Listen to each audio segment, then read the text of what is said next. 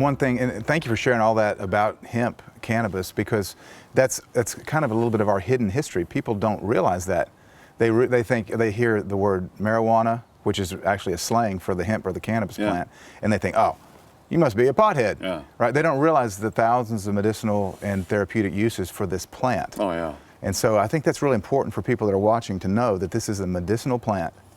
And so thank you for sharing those details. It's an industrial plant. I mean, you can, instead of, one of the beauties of hemp is you don't have to, there's no insect that will eat the plant, and so you don't have to spray it. And so instead of cutting down trees to make paper, we could grow hemp and use that to make paper.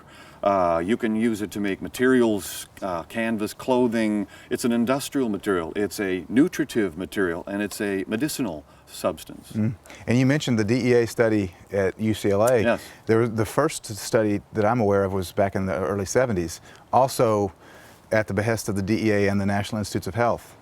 And they found that it cured other types of cancers as well, or mitigated other types of cancers. Yeah. So it's really fascinating that we have this plant that people think you smoke it, you're going to get cancer, but really it protects against cancer. It's not a gateway to more drugs, it's a gateway to health. And I'm not smoking it, I'm not using it. I think it should be legalized and available and taxed and regulated so that we have standardized concentrations of it. If you compare it to the $280 billion a year drug industry, and according to an article in the Journal of the American Medical Association, at least 100,000 Americans die each year from the on-label use of prescription drugs. Find me the deaths from cannabis. They're not there. They aren't there, no. And when you look at on the flip side of the coin, people that have been healed from cannabis, we were just over in UK, in London, we interviewed a man that was diagnosed with terminal cancer, and he used cannabis. Unfortunately there, it had to be illegally black market, because that's illegal in London as well. And I thought they changed from Schedule 1 to Schedule 3, or? It's still, I don't think it's as big of a prison prohibition sentence. type thing? If you get caught, it's lower. It's like a misdemeanor, but it's still against the law. Well, on that subject, Ty, if you think about it, America has more incarcerated people than any other country on earth. We got 315 million people and 2.2 million in prison.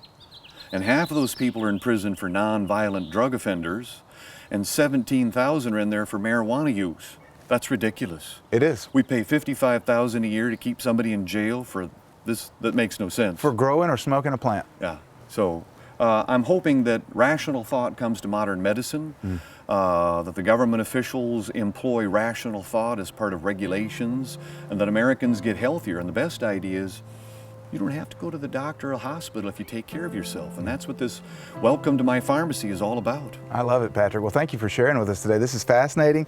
I mean, I know I'm going to get a flood of emails after this airs saying, we want more Patrick Quillin. That's a pleasure. Thanks for being here. Thank you. Thank you, Ty.